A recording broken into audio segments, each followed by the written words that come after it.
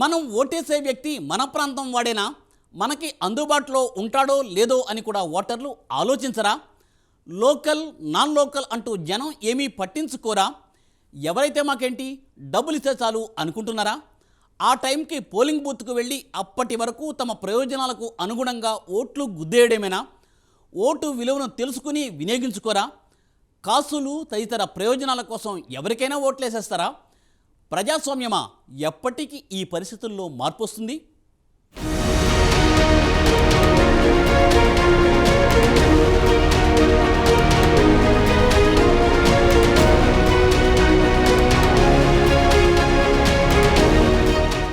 ఎవడైతే మాకేంటి, మాకు దక్కాల్సింది దక్కితే చాలు ఓట్లేస్తాం అనే పరిస్థితి నేటి ఎన్నికల సమరంలో ఓటర్ల మనోగతంగా ఉంటుంది. అభ్యర్థి ఎవరు, ఎక్కడివారు అనేది ఒక్కొక్కసారి పట్టించుకోవడం లేదు. డబ్బులిస్తే చాలు గుద్దేయడమే అనే పరిస్థితి దాపురించింది. ఓటేస్తే మనకి అందుబాటులో ఉంటారో లేదో అని కూడా ఆలోచించడం లేదు. ఒక పార్టీకే ఓటు వేయాలనుకుని డిసైడ్ అయిన వారు మాత్రం అభ్యర్థి ఎవరనేది చూడరు. వాళ్ళు కరడుగట్టిన అభిమానులు, ఆయా పార్టీలకు బద్ధులుగా ఉంటారు. వీరికి అభ్యర్థి ఎక్కడి నుంచి వచ్చారు, ఎవరు లోకల్ నాన్ లోకల్లా అనేది పట్టించుకోరు. వాళ్లకు ఎన్నికల టైంలో గుర్తుండేది ఆ పార్టీ గుర్తే, కానీ అందరూ ఇలానే చేస్తారని అనుకుంటే తప్పులో కాలేసినట్టే. కొన్నిసార్లు లోకల్ నాన్ లోకల్ ఫ్యాక్టర్ కూడా బాగా పనిచేస్తుంది. అభ్యర్థి తమ ప్రాంతం వాడు కాకపోతే ఓట్లు వేయని జనం కూడా ఉన్నారు. పార్టీ కన్నా అభ్యర్థిని చూసి ఓట్లు వేసే ఓటర్లు ఉన్నారు.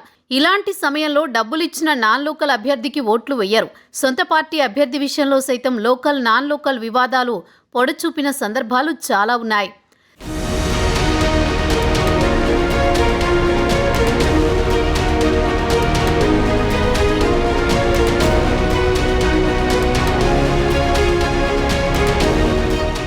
సహజంగా బాగా ఎస్టాబ్లిష్ అయిన పార్టీలే నాన్ లోకల్ అభ్యర్థులను పోటీలోకి దింపుతుంది. పార్టీకి ఉన్న క్యాడర్ బలంతో ఎలాగైనా గెలుస్తామని భావిస్తారు. చాలా సందర్భాల్లో గెలిచిన దాఖలాలు ఉన్నాయి. ఒక్కొక్కసారి ఎస్టాబ్లిష్ అయిన పార్టీలో కూడా అభ్యర్థి నాన్ లోకల్ అయితే క్యాడర్ ఓడించిన సందర్భాలు ఉన్నాయి. పార్లమెంట్ ఎన్నికల్లో అయితే రాష్ట్రాలు దాటి పోటీ చేస్తున్నారు. కొన్నిసార్లు గెలుస్తున్నారు, కొన్నిసార్లు ఓడిపోతున్నారు. గతంలో తెలుగు సినీ నటి జయప్రద ఉత్తరప్రదేశ్లోని రాంపూర్ నుంచి సమాజ్వాదీ పార్టీ తరపున ఎంపీగా 2 సార్లు గెలవడం ఈ సందర్భంగా చెప్పుకోవచ్చు. అదేవిధంగా ఒక రాష్ట్రంలోని వేరే చోట నుంచి అభ్యర్థి పోటీ చేసి గెలిచిన సందర్భాలు ఉన్నాయి.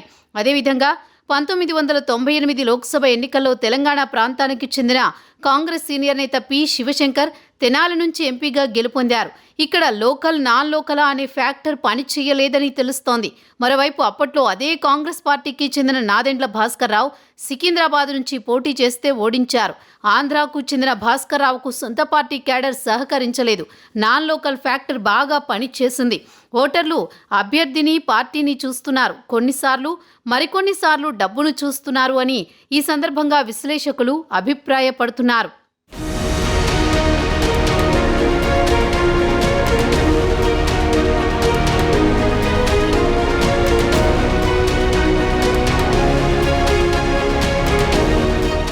తాజా ఎన్నికల్లో అటు శాసనసభకు ఇటు లోక్సభకు అన్ని పార్టీలు చాలా చోట్ల నాన్ లోకల్ అభ్యర్థులను రంగంలోకి దింపాయి.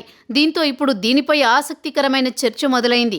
శ్రీకాకుళానికి చెందిన కంబాల జోగులను ఉమ్మడి విశాఖ జిల్లా పాయకరావుపేట అసెంబ్లీ బరిలోకి దింపింది వైసీపీ. కడపకు చెందిన సీఎం రమేష్ను అనకాపల్లి పార్లమెంటు బరిలోకి దింపింది బీజేపీ. టీడీపీ సైతం నాన్ లోకల్ అభ్యర్థులను రంగంలోకి దింపింది.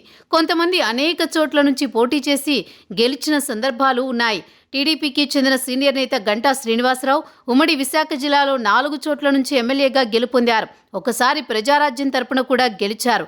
నాన్ లోకల్ ఫ్యాక్టర్ ఎక్కడా కూడా గంటా శ్రీనివాసరావు విషయంలో పని చేయకపోవడం గమనించదగ్గ విషయం.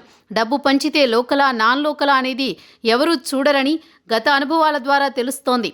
కొన్ని సందర్భాల్లో డబ్బు తీసుకున్నప్పటికీ తాము అనుకున్న అభ్యర్థికే ఓటు వేసే సందర్భాలు ఉన్నాయి. ఈ పరిణామాలను పరిశీలిస్తే లోకల్ నాన్ లోకల్ విషయంలో ఓటర్ల నుంచి మిశ్రమ స్పందన కనబడుతున్నట్లు తెలుస్తోంది. ప్రస్తుతం చాలా స్థానాల్లో అన్ని పార్టీలు నాన్ లోకల్ అభ్యర్థులను రంగంలోకి దింపిన క్రమంలో ఓటర్లు ఏ విధంగా తీర్పు ఇవ్వనున్నారో తెలియాలంటే ఎన్నికల ఫలితాల వరకు వేచి చూడాల్సిందే.